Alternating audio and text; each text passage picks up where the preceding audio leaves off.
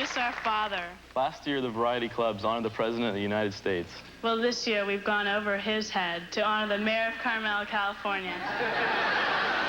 Ladies and gentlemen, please join us in welcoming our father.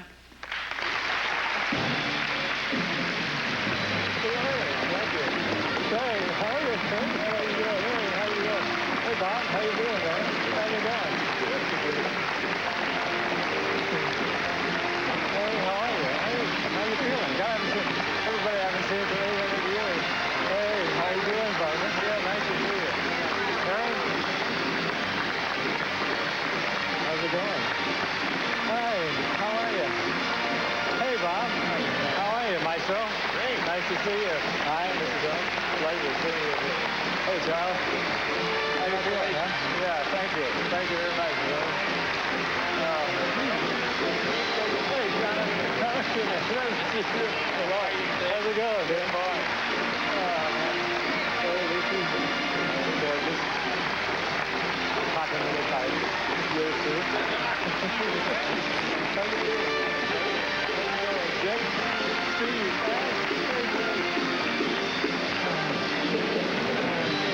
Hello, Mama.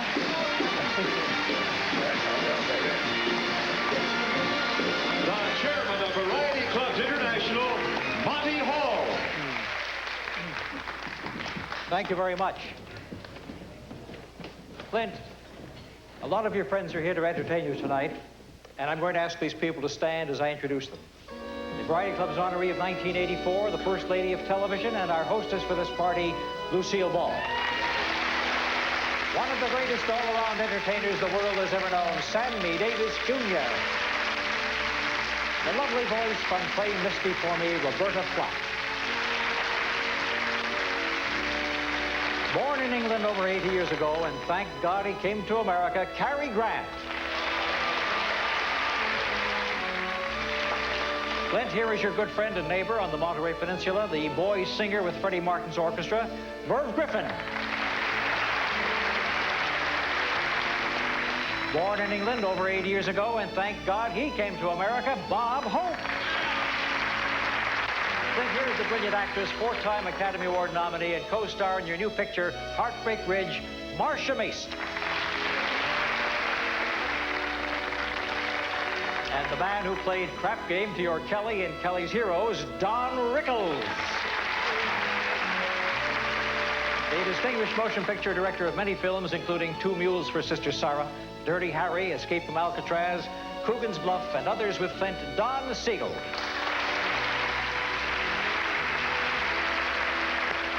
The world's best friend, Jimmy Stewart. And our Variety Club Orchestra under the direction of Nick Perito.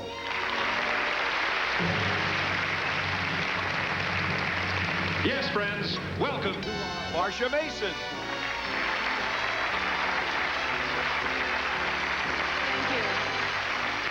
Good evening, ladies and gentlemen. Good evening, Clint. Looking around this room, I see many friends who shared Clint's career, and I can't help thinking that I'm very lucky because I had the most recent experience working with him. And working with Clint is truly one of the most extraordinary, pleasant experiences I've ever had. You are a very, very special man. Now, I guess everybody knows these parties are always a surprise to the guest, which is particularly good in your case, Clint, because if you had known some of the bouquets that will be tossed at you tonight, you probably would never have come. So squirm, Clint, squirm. But at least we can be sure that when nice things are said about you, you won't have to pretend to be humble, because through it all, your long career, you have remained a humble man. And that's nice today, a humble master of your crafts. Actor, producer, director, box office champion. The people in our business who are what you are and do what you do, while I can count them on maybe the thumb of one hand.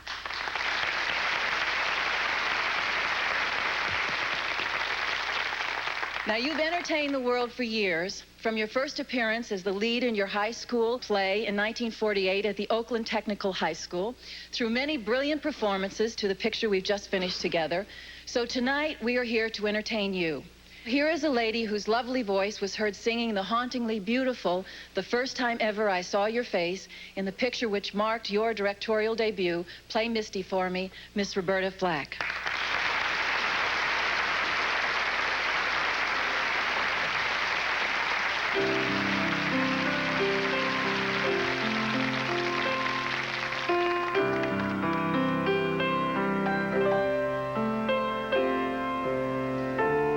The first time ever I saw your face, I thought the sun rose in your eyes,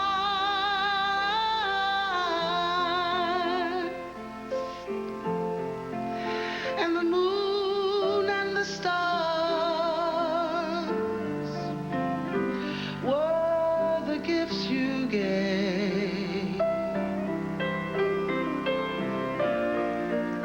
to a dark and endless sky, my love. The first time ever I lay with you, I felt your heart so close to mine,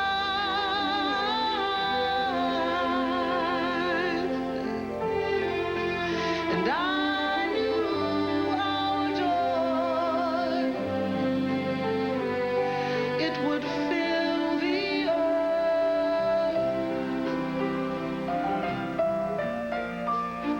and it would last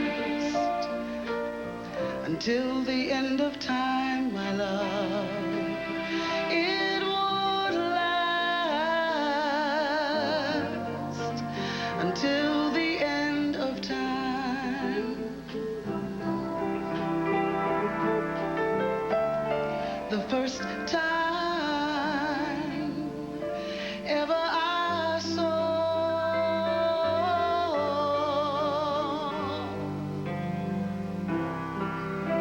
your face, your face, your face, your face, your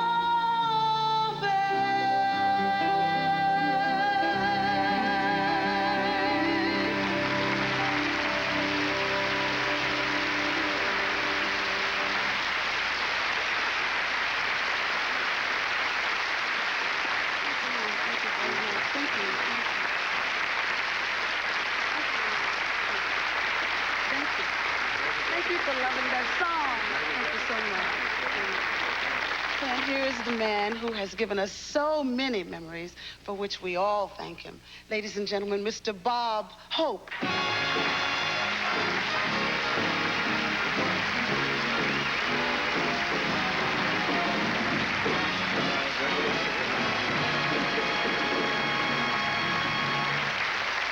Thank you very much. Thank you. I am so happy to be here to help honor my friend Clint Eastwood, mayor of Carmel. And I can't get over how calm he is. Do you realize at this very moment the Russians could be invading Carmel?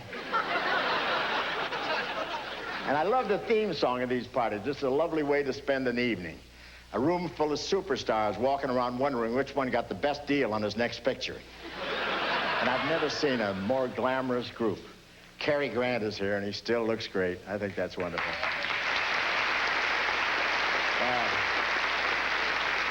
And damn it, I hope I look that great when I'm his age, I'll tell you that. No, but it's nice to see Clint sitting here with his children, his mother and stepfather, sister and her husband, and Sandra Locke. And I want to tell you, Sandra's really helped Clint. She used him in a lot of her pictures.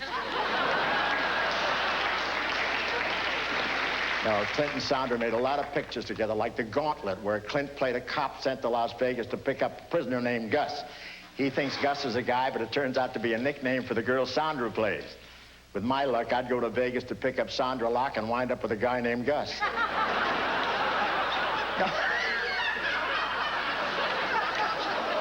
about Clint's hair? I didn't know that Stevie Wonder still had the barber shop.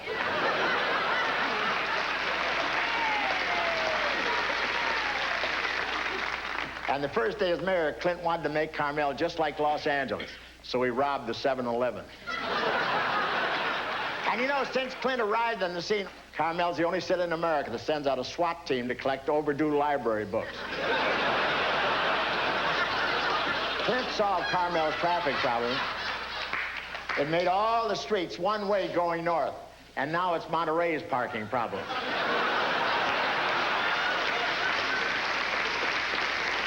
No, Clint started by making those spaghetti westerns in Rome, and in all those pictures, Clint had no name. He became famous as the man with no name. I wish I'd thought of that in some of my pictures.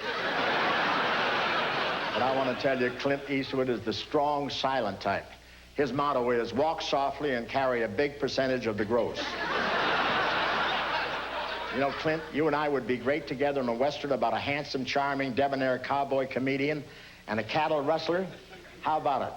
I don't think I could play a cattle rustler.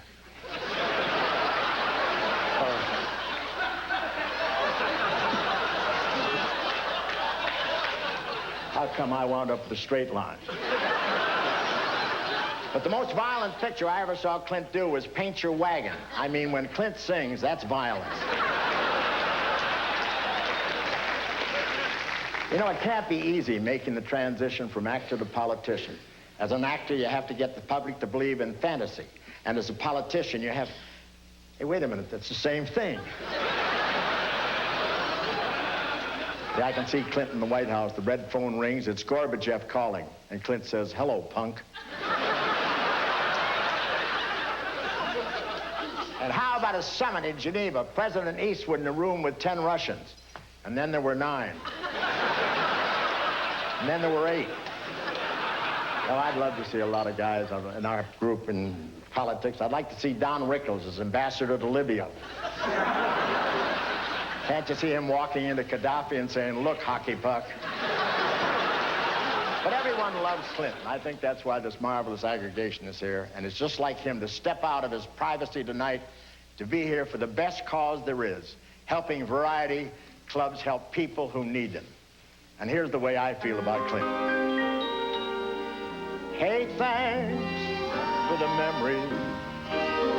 If I were asked to bet, you'll make the White House shed. For 4 long years, you'll pay no rent as my vice president. Thank you so much. Thank you.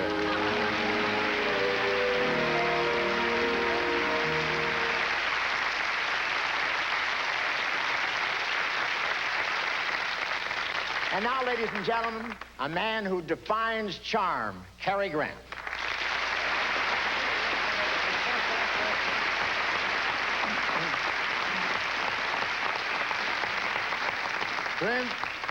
Clint, I've been entrusted with a letter for you. It's on White House stationery, you know. Dear Clint, when Variety Clubs International asked me to send a message in honor of an actor who holds public office and who worked with a chimp, I had a strong sense of deja vu. I hope that you're enjoying your turn at that center table as much as Nancy and I did last year. As actor, producer, and director, you've become a major force in the film industry. You're receiving well-deserved worldwide acclaim, and you've made a successful move into the political scene.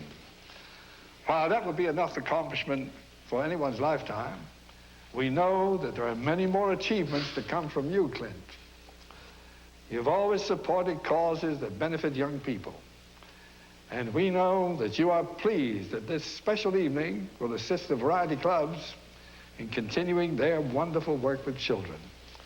We commend you and Variety Clubs for reaching out to youngsters in need. Nancy and I send our warmest congratulations on this tribute and our best wishes to everyone there. Sincerely, Ron.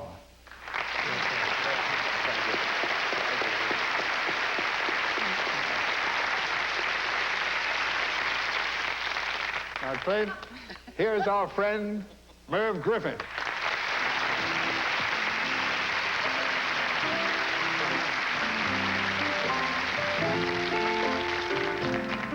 That's a nice melody. That has a nice blues feel to it. You recognize that, Clint? Clint, you recognize me? Clint, you recognize that? Yes, I do recognize that. Well, I think this may come as a surprise to all of you, but in addition to all of his other talents... I wrote that piece, Merv. Clint is a songwriter, too. This melody was written by Clint and used as background music in his picture Tightrope, which was a big success. Has a nice feeling. Going to hear a little more of that. Nice, good. Bob, do me a favor. Turn that upside down, would you? Now play it. Gonna take a sentiment. I wish I'd have thought of that, Clint. You know, it is too bad that you didn't put words. You didn't put words to that, did you? Absolutely not. No. Did you ever write any other melodies that were used in your films? Yeah, a couple. I wrote one for Pale Rider. Any lyrics? No lyrics. No lyrics. Well, my friend, there are now. Thanks to our resident genius, Sammy Kahn. We have to sing it for you, a lovely young lady. Complete unknown. Very rare in primetime television. She is my surprise to you. You discovered her. She was singing with a small band, I think trying to get started out of Sacramento. You've encouraged her ever since. We just thought it would be nice to encourage her a little more and introduce your melody and introduce her to the television world at the same time. So sit back, my composer friend, and get set for a thrill. The world premiere of How Much I Care, melody by Clint Eastwood, lyrics by the master, Sammy Kahn, performed for you now by a very grateful young lady who is talented and pretty and very nervous. Would you welcome Miss Jill Hollier?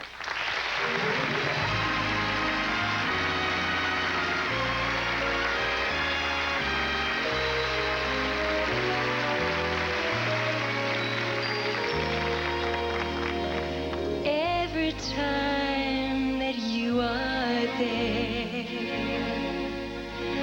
there's a magic in the air. Makes me wonder if you know how much I care.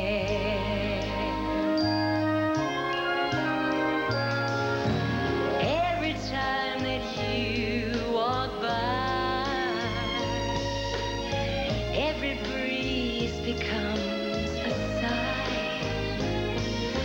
So I cannot help but show how much I care.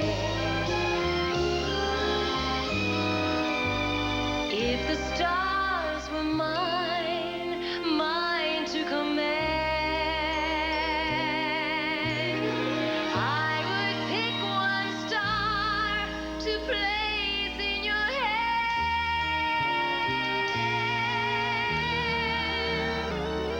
For as long as I may live, take the heart I gladly give. And someday you'll be aware how much I care.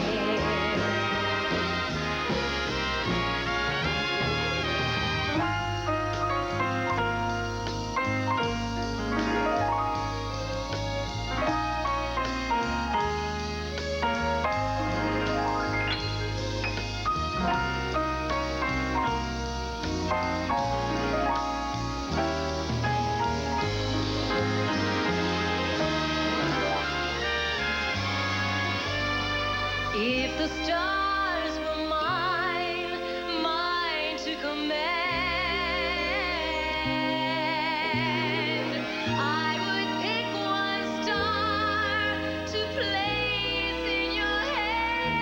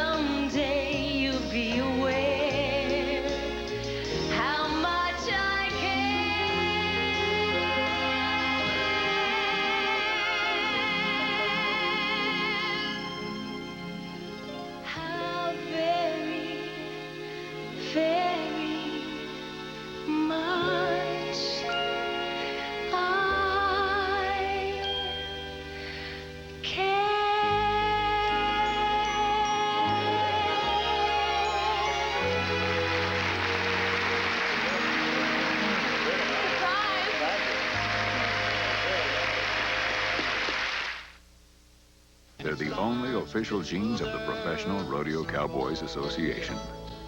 Wrangler Cowboy Cut Jeans. Hey, everybody knows real cowboys wear Wrangler.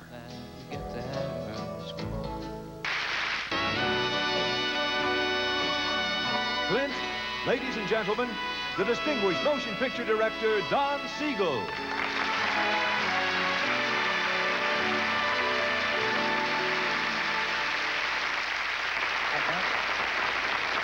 Your first starring role for Universal's Coogan's Bluff proved that at least the studio knew what it was doing back in 1968. They suggested two directors, Alex Siegel and Don Taylor. You couldn't make up your mind which director you wanted, so they decided to help you out. They had a huge computer hidden in the Black Tower. In actuality, this computer ran the studio. They fed the two directors' names into the computer. Suddenly, it broke down. One name was pulled out. It was hopelessly shredded. The other name was rushed to you. You squinted at it. You looked at the name. And then you roared, "Who the hell is Don Siegel?" Well, and that is how I became your director. The greatest. The point of this evening is that all of these beautiful people, they all wish Clint their very, very best, their very best wishes. And they also wish you to have a great deal of fun, fun, fun. God bless you. And thank you all. Thank you, Dan. Thank you. A man Will Rogers never met. Tom Rickles.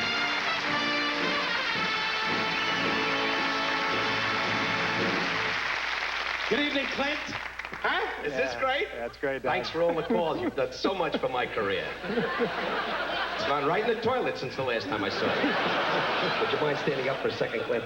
It means a lot to the people. All right, just lift your arms. Okay, you're clean. Sit. But every lady in the room wanted to grab you like that. Nice to see you, Kyle. I remember you in Yugoslavia. Hello, Mother. How are you? You're going to come into a lot of money someday. Well, that's great, Clint. I can't believe it. All the calls. You've been so great to me, Clint. You've done everything for my career. Since Kelly's Heroes, I haven't worked. You've been marvelous. I know you're busy in Carmel saying to everybody you're a mayor and so forth. If you're a mayor, I'm a Mau Mau fighter pilot. I'll tell you that. Anyway, it's great. And Zsa Zsa, this is great. You get on top of a farm roof and go, ah, ah, ah. And Michelle Lee's here. She wants her name mentioned, so we just thought we'd throw that in. But I must say, though, we spent a lot of years in Yugoslavia. It seemed like years. It was 6 months, Clint. You know, we've been great friends. And with Carol O'Connor, Tully Savalas, who was in heat 24 hours a day. He was chasing rabbits, dogs, monkeys. But I must say, Cesar Ramirez here. He was so great in the 40s. But I'll tell you this. Here's Charles Bronson sitting up there. Get up and shoot somebody. Anyway, I'll tell you this. This is your lovely daughter. Your luck, she'll marry a busboy and live in Anaheim. You know, we had so many good times in Yugoslavia. I must say, Mother, what is your first name, Mother? Ruth. Hi, Ruth. You're a charming lady. How long you been? Anyway, I'm kidding, Ruth. Do you hit the booze a little bit more? Anyway, and you tell Clint it's for the heart? But I must say, though, Jonathan Winters is sitting there going, I remember those days. Oh, no. I'll tell you this, though. Steve Lawrence and Edie Gourmet are sitting over there. They never met you, but they can't believe they got a table. and Buddy Rogers, one of the great band leaders in 1912. They all very, very, very close to you, Clint. These people all love you. And I'm a friend. The hair's going. In a year, you'll have to wear one of those funny little jobs in the front. Anyway. Start laughing, Ma. You're going back in the home now. I'm not going to say it again. The old lady's sitting here like she belongs here, for crying. And there's Fred McMurray. Fred's enjoying the evening because there's no charge. But I must say,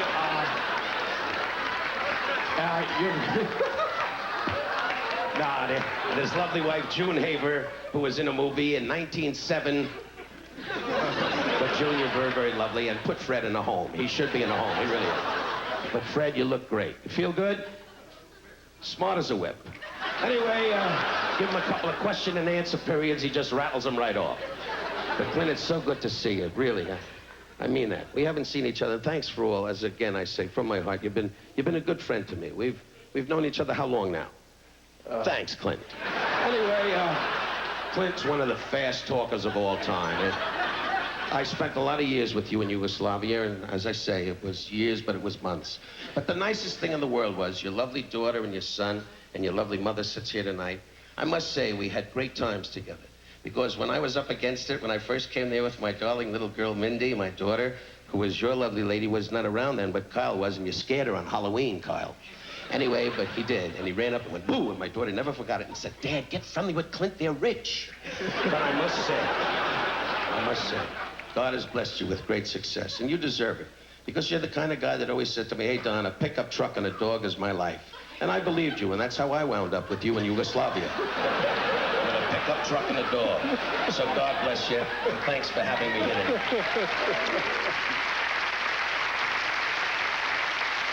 Ladies and gentlemen, Sammy Davis Jr.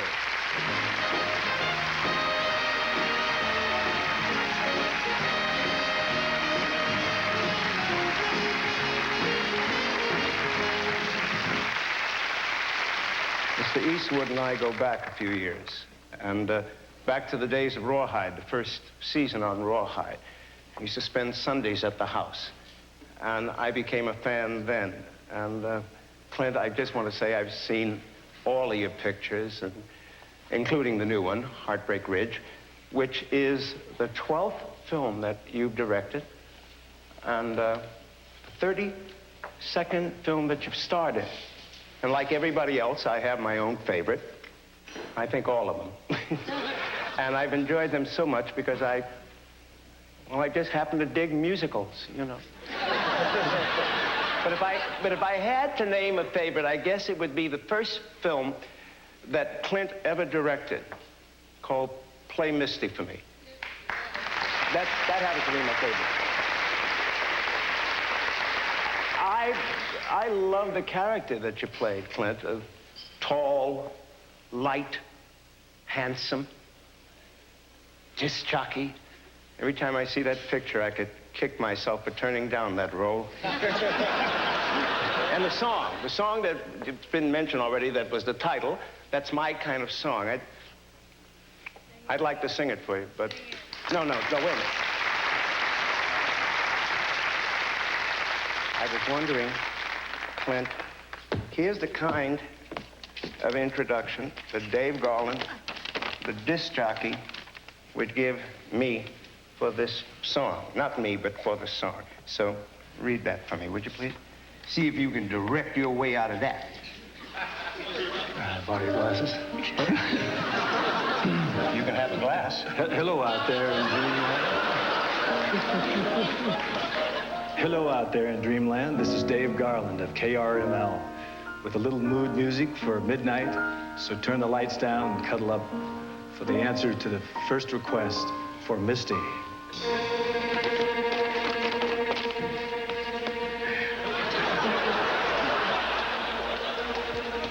Look at me.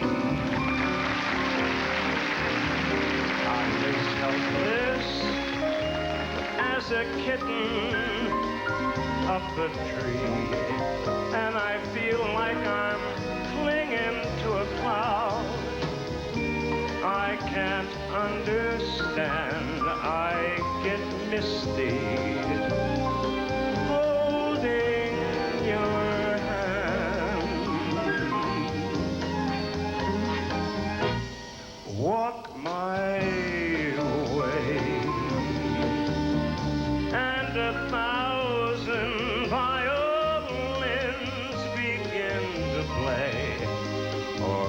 be the sound of your hello.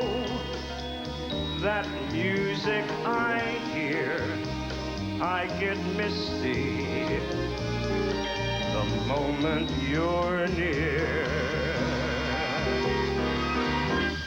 You can say that you're leading me on, but it's just what I want you to do. Don't you notice how hopelessly I'm lost? That's why I'm following you on my own. Would I wander through this wonderland alone, never knowing my left foot from my right, my hat from my glove? I'm too misty and too much in love. You can say that you're leading me on, but it's just what I want you to do. Don't you notice how hopelessly I'm lost? That's why I'm following you.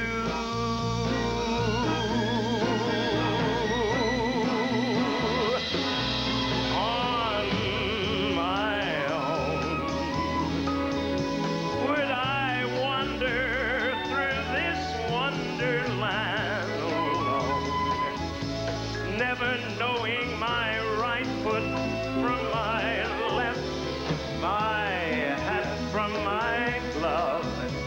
I get misty and I'm too much in love. I will do anything you say if you'll love me. You'll make my day. I am misty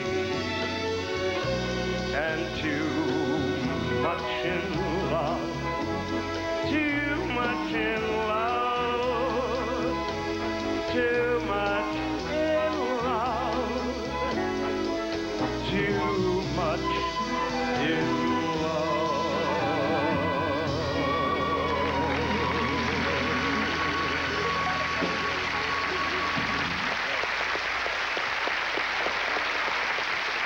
Marty Stevens. Thank you, Marty. Ladies and gentlemen, here is our national treasure, Mr. Jimmy Stewart.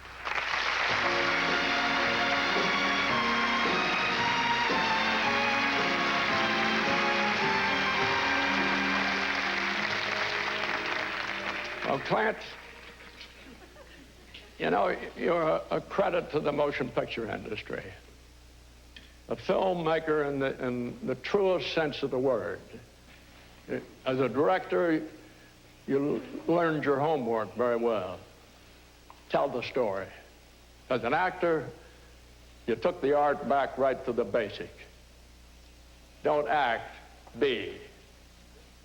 And I get the feeling a lot of your roles sort of are biographical. The common denominator of the common man in our very uncommon country. Your films mirror your audience. The gentleness of Bronco Billy, the tragedy of the honky-tonk man, the morality play of the High Plains drifter. You're a time whose idea has come. Certainly as Inspector Harry Callahan, whose back is against the wall of our times, You call him Dirty Harry because he gets some of the dirt of his job on him. Well, so do a lot of the folks who get frustrated, often fed up with the system, rebelling against unfair fairness. And then you stick up for them. And you stick up for yourself and for the rest of us. In Misty, you were a victim whose survival gives hope. And a lot of folks who were victims and who, through you, can now see a light at the end of their life tunnel. Sort of like Joe Kidd and Josie Wales. And they're all distinctly related to the man with no name of your early films, and then most recently, the parable of the Pale Rider. I guess what this all boils down to, Clint, is I'm real happy Variety is throwing this party for you tonight. I'm honored to be a part of it and pay my respects. And I feel pretty good about this young fellow who pumped gas, emptied garbage cans. He came out here to Hollywood for a $75 a week job at Universal, paid his dues, clear focus his integrity, and followed his dreams, and wind up with a night like this, which probably embarrasses you.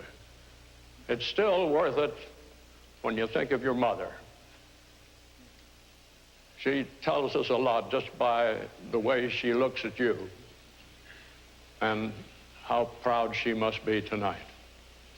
Anyway, that's my piece, Clint. I'm glad I spoke it. I'm very grateful to the good Lord let me hang around long enough to be a part of your time. God bless you, Clint. God bless you.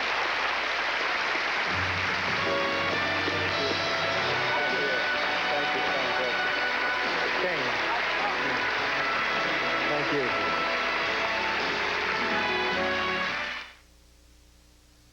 A holiday.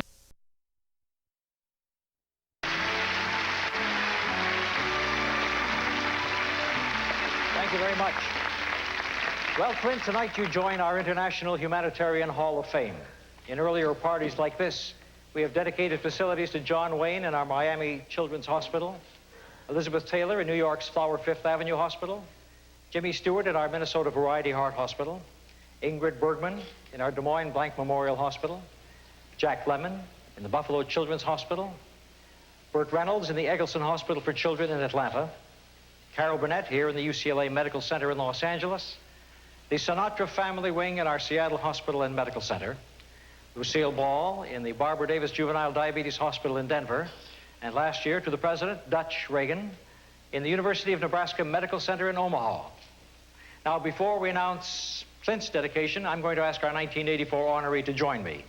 The lady we all know and love as the girl next door to the world. Our hostess for this party, Lucille Ball.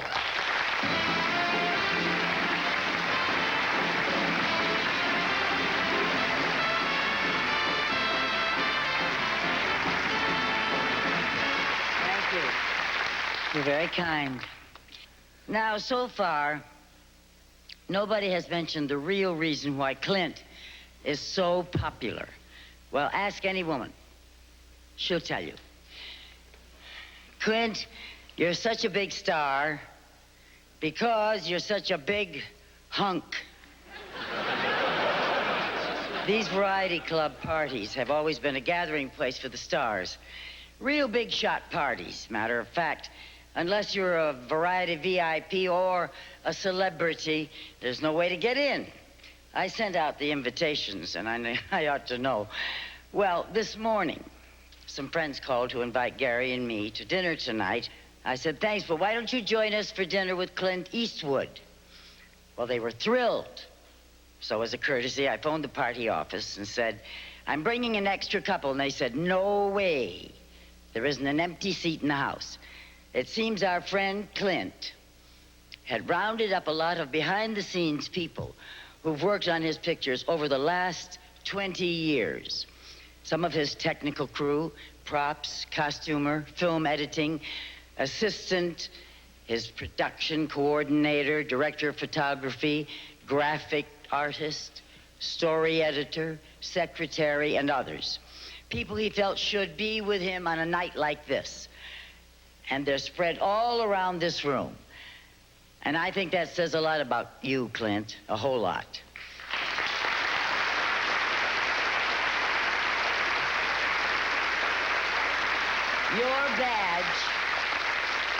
Your badge is loyalty, and your loyalty is more than 5 minutes old. Now you've been sitting down there long enough. Come on up here where I can get a better look at you, you big hunk.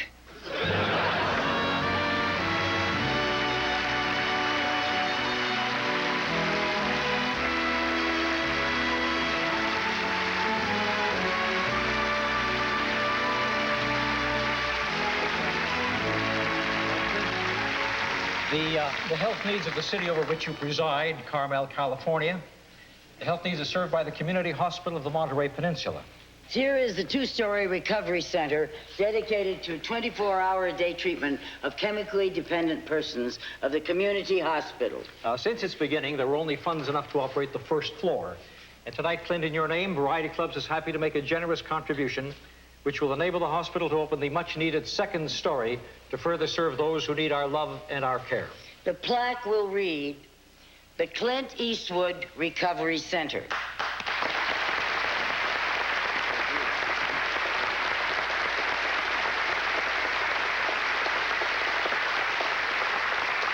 And now, ladies and gentlemen, we give you producer, actor, director, composer, and mayor Clint Eastwood. Clint, center stage is yours.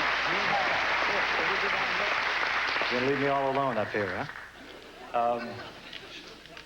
None of you are Carmel voters in this room, so this is going to be really short. I really was overwhelmed when they asked me to be the recipient of this award this year, this honor for the Variety Clubs International. On behalf of the Monterey, the beautiful picture that was here a moment ago, on behalf of Monterey, we want to thank all of you.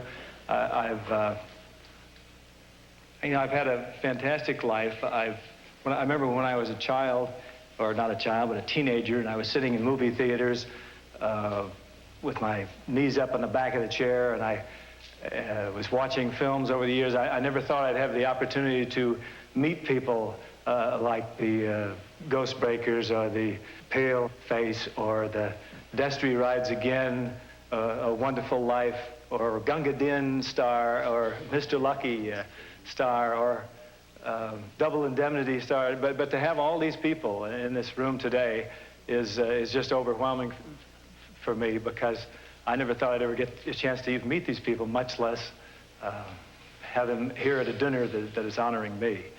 And I want to thank you all for coming out, and everybody, all the wonderful actors who I've worked with. I've been very lucky, as in Mr. Grant's title of Mr. Grant's picture. I feel like Mr. Lucky, because I've had some skills, but an awful lot of luck that has enabled me to get to know most of the people here in this room, and I hope that I'll see all of you many more times. You'll have to excuse me, I'm a little bit nervous, but quite often, maybe next year, I'll come here and stand here like Lucy and present somebody else, possibly one of you, and I just think it's great. I think it's great to know you, and Tyne and Marsha and all my leading ladies, Sandra. I've been lucky to meet you people. I just hope that we can do it many more times. I feel like saying let's come back tomorrow night, but I know that's not possible. Thanks. It's everybody, Merv, everybody, Sammy, Roberta, Don. Well, Don.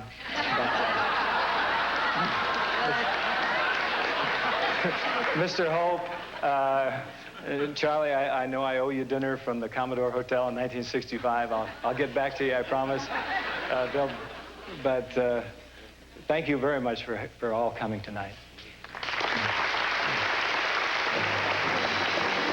walk down now to the table? Okay.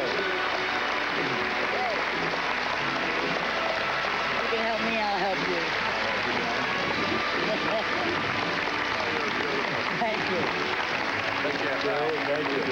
Thank you, Cary. Thank you for being here. Happy anniversary, by the way. I've spent years. Thank you. Give me a big smack. There's Fred.